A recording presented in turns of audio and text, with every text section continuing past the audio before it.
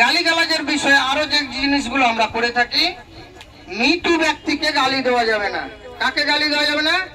মৃত কোনো ব্যক্তি মারা গেছে, তোমার কাছ থেকে টাকা ধার নিয়েছিল, মারা গেছে, কিংবা আরো কিছু হয়েছে, সে ব্যক্তি খুব খারাপ ছিল, খুবই খারাপ, তা আমরা বলে থাকি না গালি দিয়ে, গাল দিয়ে বলে দিই যে ও খুব খারাপ ছিল নাকি। কিন্তু কোন ব্যক্তি মারা যাওয়ার পরে তাকে আর কোনো ক্রমেই গালি দেওয়া যাবে না। আল্লাহ রাসূল সাল্লাল্লাহু আলাইহি সাল্লাম কঠোর ভাবে নিষিদ্ধ করেছেন যে কোন ব্যক্তি মারা যাওয়ার পরে তাকে আর গালি দিও না। তাহলে আমাদেরকে কি করতে হবে? আমাদের কেউ কাকা মারা গেছে, চাচা মারা গেছে, পাড়া প্রতিবেশী মারা গেছে, আমাদের সাথে ভালো ব্যবহার করেনি, তারপরে তাকে আমাদেরকে ক্ষমা করে দিতে হবে, গালি গালাজ তাকে আর করা যাবে না। মনে থাকবে? তাহলে যে কোনো মৃত ব্যক্তিকে আমরা গালি গালাজ করব না। 3 নম্বর যেটি বিষয় আমরা করে থাকি, আমাদের শরীর অসুস্থ হয়, তো অনেক সময় জ্বর হয়, ঠান্ডা হয়, তো জ্বরকে গালি দেওয়া যাবে না। আমাদের শরীর যখন অসুস্থ হয়, এই অসুস্থতাকে গালি দেওয়া যাবে না। এটা এই অসুস্থ কার পক্ষ থেকে হয়? আল্লাহ তাআলার পক্ষ থেকে হয়। আমরা যে সুস্থ আছি এটা আল্লাহ তাআলার পক্ষ থেকে। তাহলে কোন রকম ভাবে আমাদের শরীরে জ্বর হলে, ঠান্ডা হলে, অসুখ হলে আমরা তাকে গালি দেব না। কি বলি না, সাল আজকে জ্বর হয়ে গেছে আমাকে, বলি তো নাকি? হ্যাঁ, তো আমরা এই ভাষা ব্যবহার করবো না, না নাকি?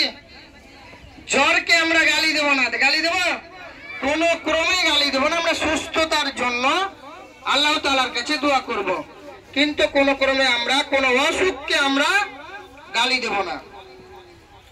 সময়কে, যুগকে গালি দেওয়া যাবে না।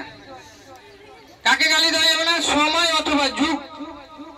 আমাদের এই যে সময় আছে না, অনেক সময় অনেক ঝড় হয়, অনেক বৃষ্টি হচ্ছে, অনেক ঠান্ডা, অনেক গরম হয় না, এরকম তো অনেকে গালি গালাজ করি, গালি দিয়ে দিই নাকি? গালি দিই না? গালি দিই। ঝড়, বেশি ঝড় হলে গালি চলে আসে, বেশি মেঘের গর্জন হলে গালি আসে, আমাদের হয়ে যায় এটা। তো আমরা এই যে সময়, আমার সময় একটু ভালো চলছে না, হয়তো এখন অসুস্থতা চলছে, তা আমি বলি আমার সময়টাই খারাপ, হয় না? এরকম ব্যবহার হয়ে যায়। তো এই সময়কে গালি দেওয়া যাবে না। আমরা কোন ক্রমে সময়কে গালি দেব না।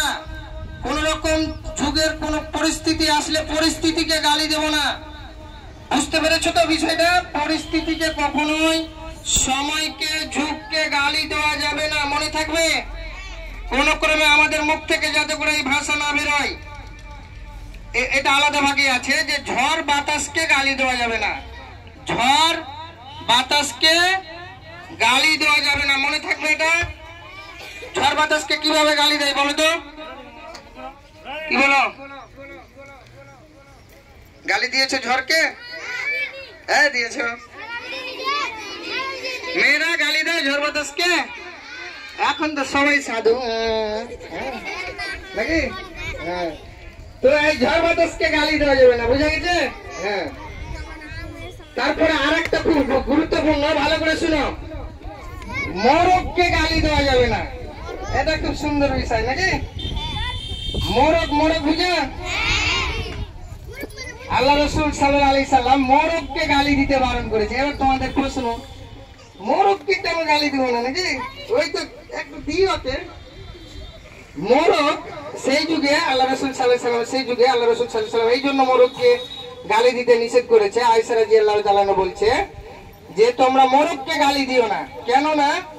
মোরগ সকাল বেলায় মানুষকে ঘুম থেকে জাগায়। মোরগ কি করে? সকাল বেলায় ফজরের সময় মানুষকে ঘুম থেকে জাগায়। গুরুত্বপূর্ণ হাদিস, যে এই জন্য আল্লাহ রাসূল সাল্লাল্লাহু আলাইহি সাল্লাম মোরগকে গালি দিতে বারণ করেছে। তাহলে মোরগ হচ্ছে একটা ভালো জিনিস নাকি? যদি আমরা কেটে জবাই করে খাই ওকে নাকি? হ্যাঁ, তো মোরগকে আমাদেরকে গালি দিতে হবে না। কোন সময়? সকাল বেলায় তোমরা ঘুম পাচ্ছ খুব আরামে নাকি? আর মোরগ কেমন আওয়াজ করে? তো এই আওয়াজে তোমাদের ঘুম ডিস্টার্ব করে না? যারা ফজরের নামাজে উঠে না, সকালে উঠে না, 8টা 9টায় ঘুমিয়ে অভ্যাস, যাদের ঘুমিয়ে উঠে, তারা গালিগালাজ করে মোরগকে। নাকি? সালাই